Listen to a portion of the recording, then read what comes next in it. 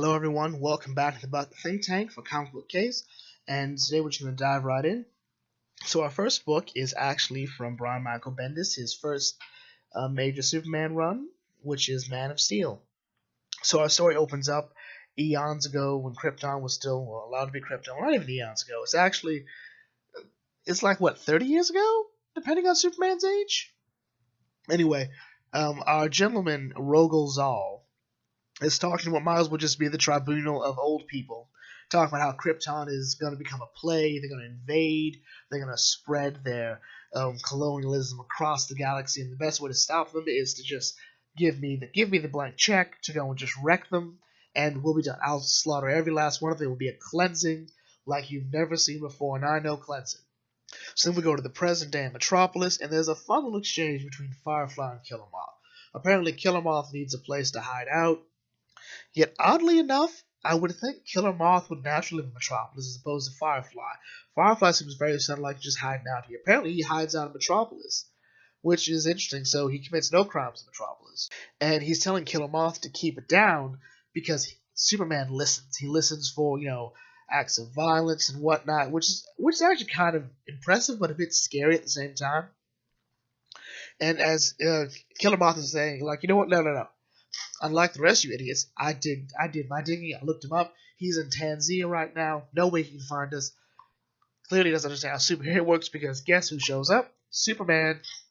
And Killer Moth, he was like, "What, are you gonna drop me? I don't drop people. That's Batman's thing."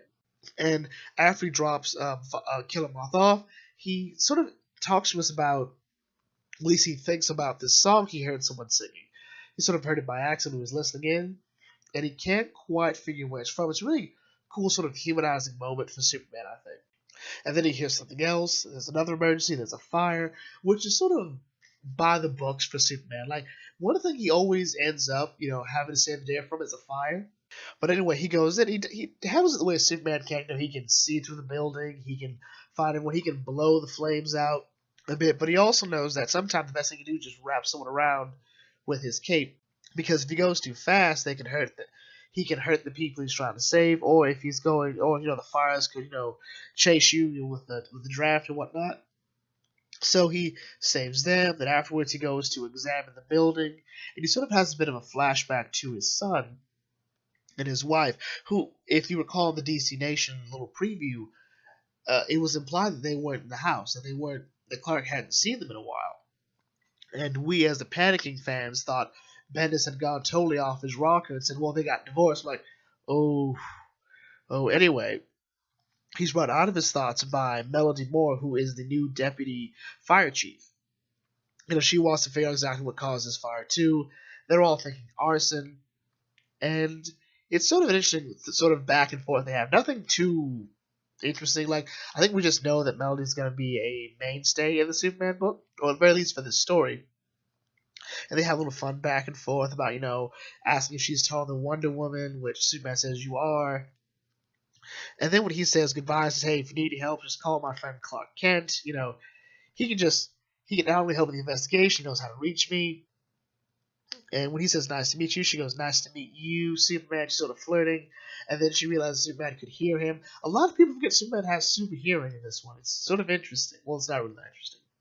Then we cut back, way back when, to Rogol Zaal. He's slaughtering stuff, on his, I guess it's his home. And he's met by Appa Aliapsa, who was one of the old people in the council.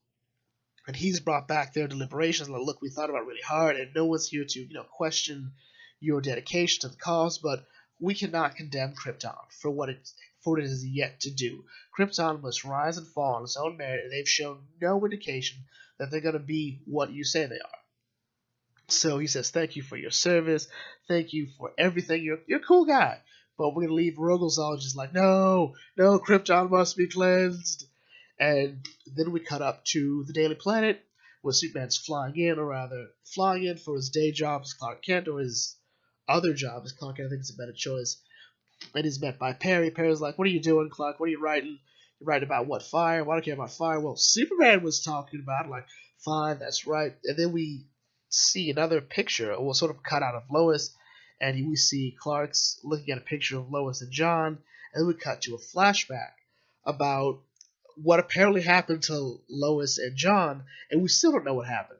One day, Clark and John were talking to Lois in the kitchen. A bright light showed up, and then that's how the comic ends. So that was Lois.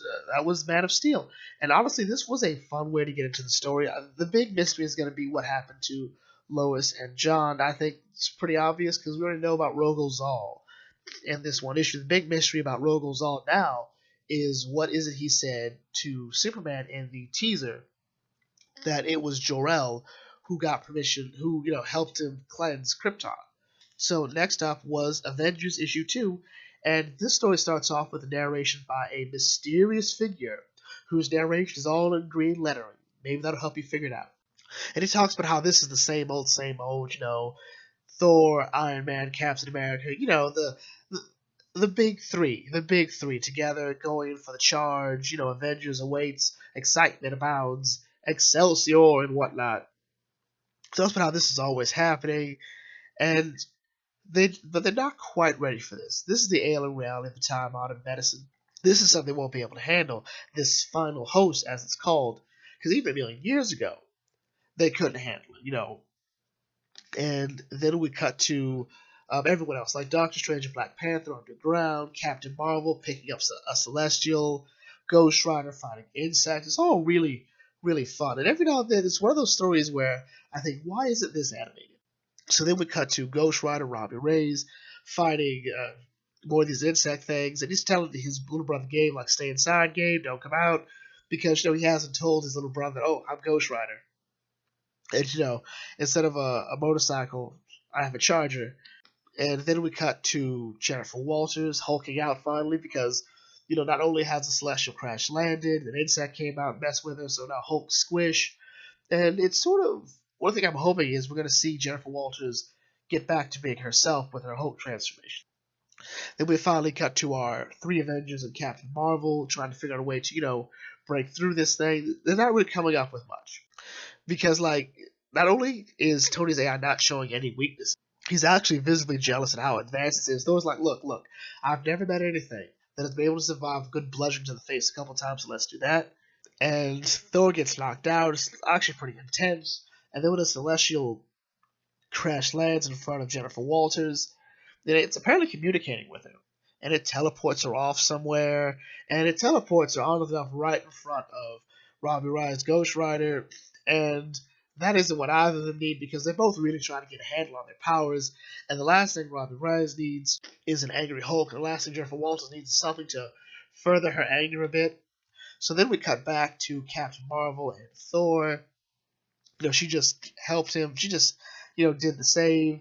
And she's like, okay, what are we going to do? What are we going to do? She's like, I got a plan. Okay, Alpha Flight's been ready for this. We have warp grenades with coordinates to the sun. We're going to just warp them to the sun, and that'll be the end of it. And then the interactions with Jennifer Walters and Robbie Reyes goes about as well as you'd think. They both don't quite know how to be civil to each other. One because they're Ghost Rider, one because they're the Hulk. And it just degrades from there, and it's hilarious. And so as Cap and Tony are getting ready to, warp them off, Captain Marvel's even got the grenades ready. Steve is caught in the main final host's gloves. He's apparently being crushed and being trapped. They're all going to save him. Even a Celestial helps, even Celestial's Team Cap. Then Jennifer Walters and Robbie Reyes fight is interrupted by more insects coming up. And it just sort of gets more and more out of hand from there as Captain Marvel, Thor, and Iron Man are attacked by something, more than likely the final host. Our narrator shows up again, talks about how they're not really Avengers, how they don't have to deal with the same things that this person does. They haven't been rejected by their family, hounded the ends of the earth and beyond. That's just him. He's the only real Avenger. He's the one who does any actual avenging around here. There wouldn't even be an Avengers if it weren't for him. And that's when it reveals to us, if you haven't figured out already, that our mysterious narrator is Loki. That he's working with the final host to, finish what they were supposed to, which is salvation through the global extinction, and it begins now. And that's how the comic ends, in a sort of paying homage bit, because, Loki was the first major threat that led to the Avengers coming together, even in the movies. And this was not just to see everybody doing something, although we didn't get a lot from Black Panther and Doctor Strange. And I think that's sort of alright, because, we had to then bring Jennifer Walters and Robbie Reyes together, and it was all just sort of fun. So next up is Batman Prelude to the Wedding, Robin versus Ra's al Ghul. So this is part of another weekly series where a member of the Bat family squares off against a Batman villain. We're going to have such things as Nightwing versus Hush, Robin versus Ra's al Ghul, which is this one, Red Hood versus Anarchy, which sounds really fun, Batgirl versus the Riddler, and Harley versus the Joker. So this one starts off with Damian and Selina effectively going to have Damian get fitted for, for the wedding. And this issue is interesting because we're going to see Damian and Selina sort of interact, and we've never seen that before. The closest I think we ever got was in the Injustice comics, and the Injustice comics are not a really good way to see characters interact, for the mainstream anyway. And so Damian gets a little prick by the tailor, and he's a bit upset, but he's totally fine. Selina jokes that, I thought I was going to have to keep him off you, or keep you off him when you watch a Hulk out on him. And Damon sort of cuts back like, so do you expect me to call you mother after this? And Selina doesn't quite know what to say. It's sort of an interesting thing about Selina and Bruce's relationship. They never really considered or even brought the idea of the new actual family dynamic. I think it was always going to be Bruce and Selina. And how Damian feels about this was sort of touched upon in an earlier issue, but for the most part, how Selina feels about that has been a bit of a mystery. So while Selina goes off to her bachelorette party, Damian goes off saying, I got my own stuff to do. He's going to sneak into an arcade and play a video game. And then he's attacked by a character named Ion. Hope I pronounced that right.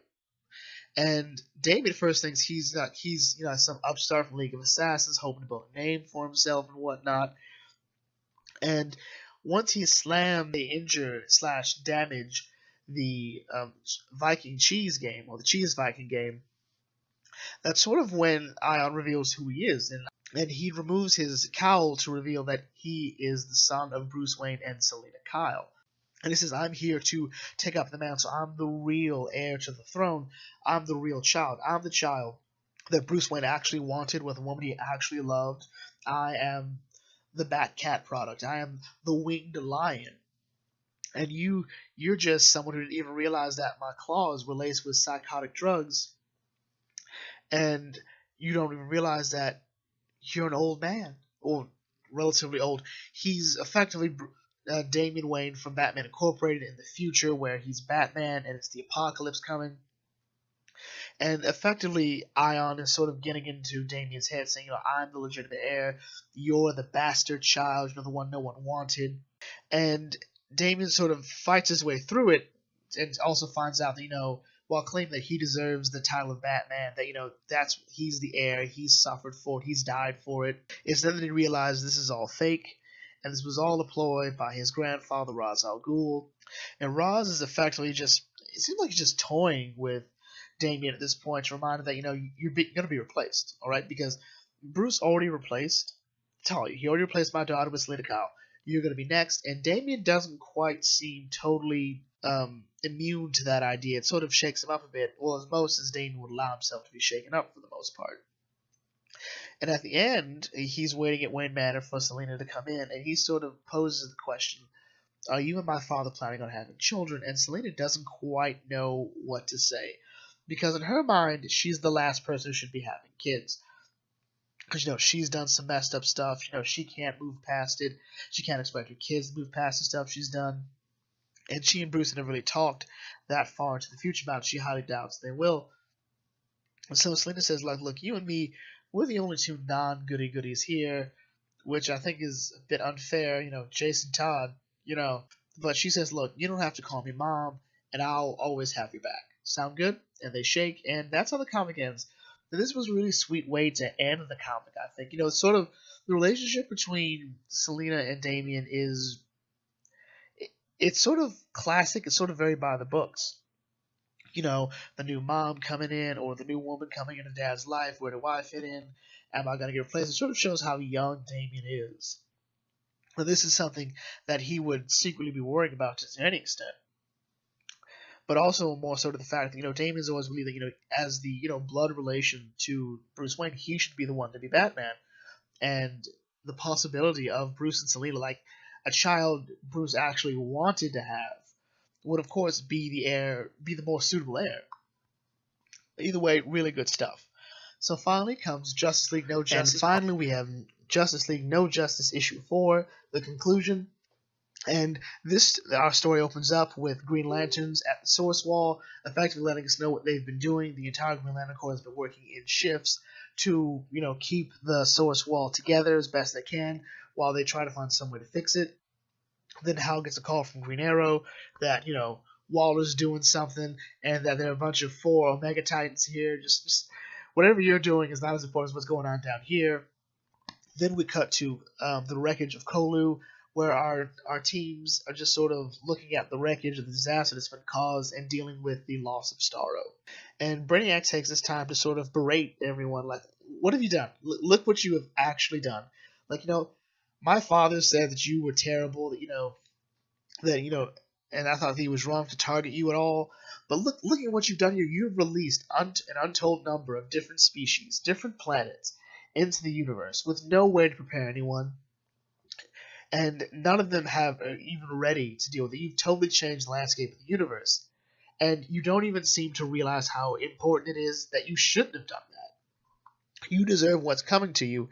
And he says, like, you know what? I'm gone. I want to make sure what happens to you happens to you. He's going to effectively go to mess with the trees on Earth. And Martian Manhunter says, okay, guys, I get it. You're all tired. You're all scared.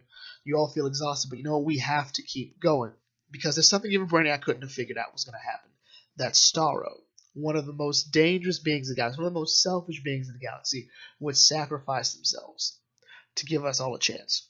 All right? To help save the universe. So, we're going to keep going. We're going to think big, just like Starro did. And so then we cut to Earth, Tree of Entropy at Belle Reve, because, of course, and Brainiac shows up there with Oliver Queen and Amanda Waller and a bunch of grunts. And he's about ready to shoot them all, but the Green Lantern Corps shows up, Hal, John, Guy, Simon, Jessica, no Kyle. And Brainiac 2.0 pretty much talks about, what? The Justice League thinks that it's justice to save everyone. But that is justice. That leads to chaos. And there's no better example of this than the Tree of Entropy. It is growing faster than any other tree on this planet. Because that's what this species is. It is chaos. It's always doing whatever it wants with no thought to the logic or the reason or anything. And Amanda Waller is set to take that cold, calculating moment. She's ready to launch a thermonuclear strikes at all the trees, because in her mind there is no justice. Cinema Sins roll credits in the universe, but then she is interrupted by Team Entropy. They say, like, what? We're not done yet. We're going to find a way. That's what we're here to do. And the rest of the teams are at their specific spots. Team Mystery is at the Fortress of Solitude. Team Wisdom's at Star Labs. I have no idea what Team Wonder is. Someone tell me what Team Wonder is. And then Cyborg, gets Amanda Waller to grant him the data that she took from Brainiac. And Cyborg's like, we've got a chance now because we have ourselves a freaking Brainiac. They can steal Brainiac's move where he supercharged the seed plants on the Earth's core to draw the Omega Titans out after they destroyed Kolu. If we have another seed, they can redirect their attention, turn them away from Earth entirely. So to get one of these seeds, they have to break the virus devices off the trees, and that the tree's dominant force, so like the planet's dominant force, whether it's Wonder, Mystery, Entropy, or Wisdom, that dominant tree will produce the proper fruit for the seed that the Titans want. And luckily for them, the messed up tree is Entropy, so they get the seed, and Hal brings it. Hal brings it to Cyborg so he can alter it so that it matches all four energies, so it'll track them all. It's actually pretty insane. So to make sure that happens, the seed has to go to each member of the teams. So Cyborg helps add the energy of Wisdom to the seed. Then Diana does it to the Team Wonder, Martian Manhunter, Team Mystery, and then Deathstroke tries to add Entropy to his seed. Doesn't work. Lex Luthor does it, and he looks a bit upset about it. He looks a bit conflicted. And so they get the seed ready, and it's already drawing the Omega Titans there. So Hal Jordan's getting ready to fire it, but Green Arrow's like, hold on, I'm a better shot than you. So Green Arrow gets a ballista made by Hal Jordan, and he fires at one of the Omega Titans, and this changes the entire landscape. Okay, because the Omega Titans are designed to usher the universe to its natural end, to sort of maintain order. Like, they're kind of jerks because of what they're doing, but they're sort of like death. They have to do it. They're a part of the universe. And what the Justice League is doing by firing the seed into the Omega Titans for the other three to feast on them, they've effectively ruined the order of the universe. They've thrown off the cosmic balance, but they've also saved the Earth and a bunch of other planets by extension. And everyone's sort of happy. Martian Manhunter and Lex have a talk. Effectively, that Lex has realized something about himself. He's about to make a change, and he says, like, I'm going to go prepare. You best prepare too. And so the Green Lantern Corps resumes their work at the Source Wall. Batman calls Black Lightning in about a project he's working on that he needs him for. Martian Manhunter gives Green Lantern a little fancy device that, in case the worst should happen, Green Arrow's the one trusted with it. Starfire and Cyborg talk about how Cyborg works really well, that there's other stuff out there in space that they might need to deal with. Diana talks about how she doesn't quite understand how the 4 energy trees remain here even after Cyborg deactivated the Earth Seed. And Diana believes it's a beacon for the entire magical universe, and she's going to need Zatanna's help for it. And they're like, okay, I'll help because, why not? I need to be in a book again. And the Justice League is welcoming Martian Manhunter back to the team, as well as making him the official chairman, because it was effectively Martian Manhunter who really kept the group together. And that's sort of what the chairman's supposed to do at the end. The chairman's supposed to be the voice of reason, the clear voice in the room. Sometimes that's Batman and Superman, but other times it really is characters you wouldn't think of, like Black Canary or Martian Manhunter. And that's how the comic ends, as our 3 new Justice League teams head off into the world. So that was Justice League No Justice, everybody, and honestly, this was fun. This was great. I haven't quite enjoyed a 4-issue series this well in a while. I do feel like as if this last issue was a bit rushed, or at the very least it tried to wrap itself a bit too neatly. That seems to be something Snyder's been doing lately. He did the same thing in Dark Knight's Metal, where we just have 1 issue to do it. Maybe that was the only way to do it. But anyway, that's it for Comic Book Case. If you enjoyed this video, feel free to like, comment, share, and subscribe it. Check out some of my other videos. It really helps. If you read a fun book this week, feel free to let me know in the comment section, and I will catch you all later. This is the Bucket Think Tank signing off. May your fandom serve you well.